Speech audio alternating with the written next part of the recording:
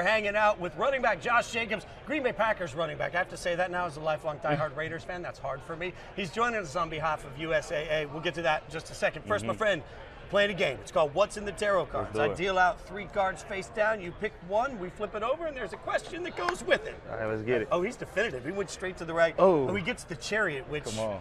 Andy Reid's sitting on a big old Chariot. Chariot is victory and success. You've had a lot of it, all right? So when you look back on your career, hard to do while you're playing, what's the one moment that stands out to you that you look back on and you think, man, that was it. That was the moment that really hit my heart?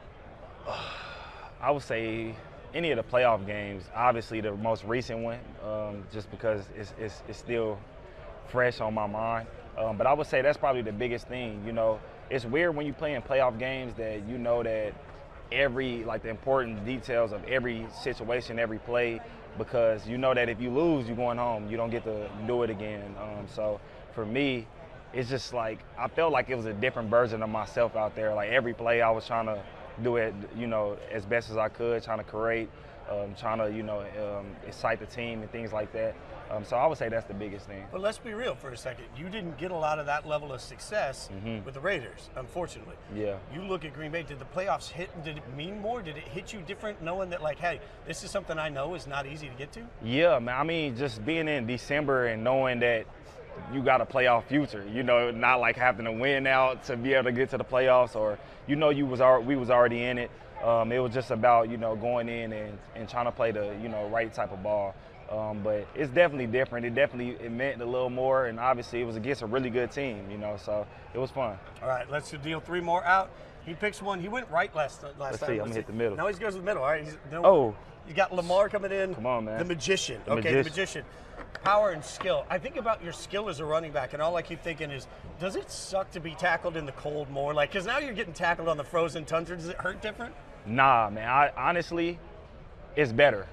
Honestly, it's better.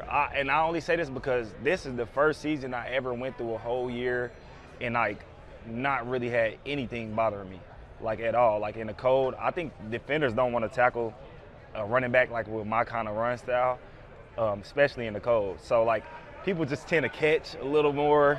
And, you know, if you warmed up, you a lot faster than guys. So I think that I like playing in the cold a lot better. Did your body get used to it this year in Green Bay by the end of the year? Yeah, so one thing, if you ever ask any of my friends or anything, my house is like always on like 67, 65. Yeah, like I'm one of them guys that like we had practice and everybody got on sleeves and I'm the only one out there just with nothing on. I would say it took me like maybe like a few days to get like acclimated. It didn't snow a lot this year, so it wasn't too bad. Yeah, keeping your house at 67 in Vegas feels like a huge electric bill, so I'm happy. All right, give me the next one. Which one you picking? We gonna go to the left. He went right, middle, left. Like there's a pattern here, and he gets strength, which has Jared Goff on it, hanging out. Courage and bravery.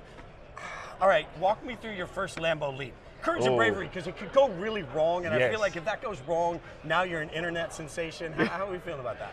All right, no shots to A.J. Dillon. But they told me about A.J. in his first one, and they said it was bad. So, like, the whole time throughout camp, they was like, when you score, make sure you make this jump. It's a lot higher than you think. So that was like the only thing on my mind. And then when I jumped, I kind of just like floated up there, and I was like, okay, I can do this. This ain't too bad. Okay, see, I'm gonna be honest with you. Like, if you go to Green Bay, if you ever go to Green Bay, you can tour Lambeau. It's a big wall. When you tour Lambeau, you can actually pay to do a Lambeau leap. So a bunch of musicians tried to do it once. It didn't go well for any of us. I'm just saying, he says it's tall. It's way taller than any of us think. I'm just saying it could go really wrong. All right, which one you got now? We're gonna go back here. All right. Oh, he's running down and back. He gets what is that? The Hermit, which has Aaron Rodgers on it fairly appropriately. All right. So the Hermit is self-reflection. I think this one's kind of interesting for you, because we all know the draft story. Like, there was a period in your life when you were homeless, right? Like, you had nothing, and now you're a superstar in the NFL. How does where you came from influence where you are today? I would say it has the biggest factors on me, just as a person and as a man. You know, from characteristics of, you know, things instilled in me as a young kid, and obviously going through those hardships, it kind of prepares you for a lot of things. When things get hard, injuries or whatever, you know how to like look at the grand scheme of things, and it also motivates me to never go back to where I came And that's like, you know, one of the biggest things that I always tell myself. You know, I could be, on the days that I feel like I don't want to work as hard or things like that, I always just remind myself that it could be a lot worse than where I came from. How did that perspective sort of, I mean, going through the process of playing your whole career for one franchise, and then having to go somewhere else, like how does that process sort of influence that whole journey for you? You know, I have nothing to say bad about Raider Nation. Loved it there. I always wanted to, you know, be one of those guys that finished my whole career in one place. It just didn't turn out that way. But for me, it was fun to get a fresh start. You know, to deal with people I've never seen, deal with an organization that wins, and to deal with a group of guys that already know what winning feels like, and just on the cusp of, you know, trying to go to the Super Bowl. And for me, I felt like I was that missing piece for that team, and I just wanted to come in and give it all I had. All right, let's get one more in real quick. All right, pick whichever one you want. Last one. We're going to go ahead. Ooh. Oh, this is the Hero fan, which I'm, again, transparently, I had no idea how to even say Hero fan, but tradition. So look back at your college days. Like, what tradition in college football stands out to you that, like, you remember that you loved being a part of? The cigars. Oh. The cigars out of Tennessee.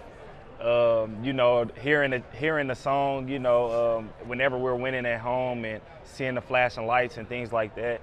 And, you know, that Roll Tide, man, I get that Roll Tide to this day whenever I find somebody that's a Bama fan. So I would say that's the biggest thing. You got a big, like, group text going with former Bama players on Saturdays? We talk, and we definitely, you know, have some bets going on within the locker room and things like that. So it's definitely been fun. All right, so you're joining us on behalf of USAA. Tell everybody what you're working on. Yeah, so I'm here with USAA and the Marine Corps to be able to give out 2 Super Bowl tickets to a guy named Kevin Bennett.